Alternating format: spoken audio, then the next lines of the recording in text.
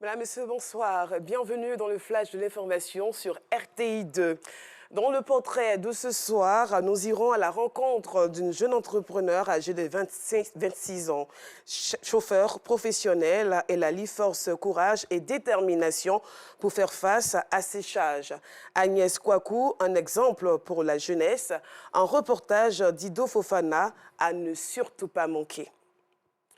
Ce jeudi 13 octobre, les personnes du troisième âge ont bénéficié d'un bilan standard de santé des conseils des médecins gériatres sur les dangers de la sédentarisation et de l'importance de la pratique sportive adaptée à la vulnérabilité ainsi qu'à la nutrition. Une initiative de l'ONG Enfants et Seniors. Objectif, inviter les seniors à préserver l'équilibre sanitaire.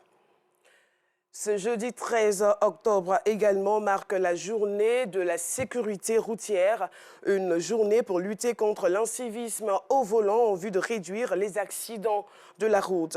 En marge donc de cette célébration, notre équipe de reportage a rencontré des victimes et parents de victimes des accidents qui ont interpellé au respect du code de la route. Les détails dans le 19h30.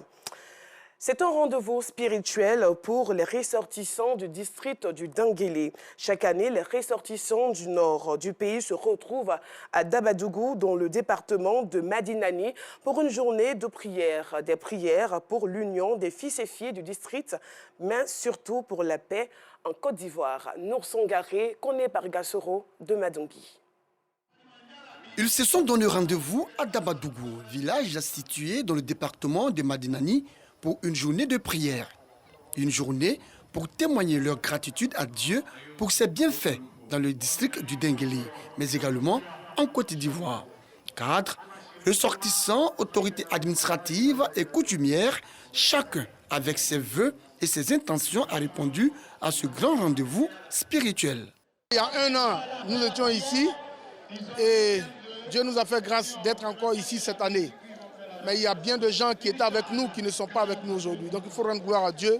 Et nous prions Dieu que nous répartions avec des solutions à tous nos problèmes. Nous sommes une très grande délégation qui avons fait le déplacement cette année, plus de 200 personnes, et venir à cette grande fête de la spiritualité, venir prier pour la Côte d'Ivoire, prier pour tous nos frères et sœurs de la diaspora de Côte d'Ivoire, du Denguélé surtout, en Europe.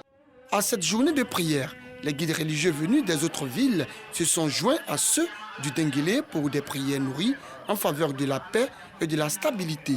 À l'initiative de ces prières, Gaussou Touré, ministre-gouverneur du district du Denguélé. Je suis heureux du fait que le grand imam a fait des bénédictions nourries pour son excellence Alassane Ouattara, pour que le Tout-Puissant lui donne une longue vie dans une parfaite santé et qu'il puisse poursuivre l'important travail qu'il a commencé pour toute la Côte d'Ivoire et en particulier pour le district du Denguélé. Des appels à l'union des filles et fils du district du Denguélé ont été lancés par les guides religieux afin de permettre une accélération du processus de développement amorcé sous la guidance du président de la République, Alassane Ouattara. Ces prières entamées depuis quelques jours dans le district s'inscrivent dans le cadre de la commémoration de la naissance du prophète de l'islam. Et puis hors de la Côte d'Ivoire, le Parlement d'Irak a élu ce jeudi le Kurde Abdel Latif Rachid, président de la République. Première étape pour extirper le pays d'une grave crise politique, encore illustrée par des tirs de roquettes juste avant le vote. Et nous terminons aux États-Unis. L'auteur de la tuerie de Parkland, Nicholas Cruz, encourait la peine de mort pour le meurtre de 17 lycéens lors d'une fusillade perpétrée dans le lycée de Parkland en Floride. Il a finalement été condamné ce jeudi à la prison à perpétuité pour cette tuerie qui avait profondément endeuillé les États-Unis. Et voilà, ici prend fin ce flash. Merci de l'avoir suivi et rendez-vous à 19h30.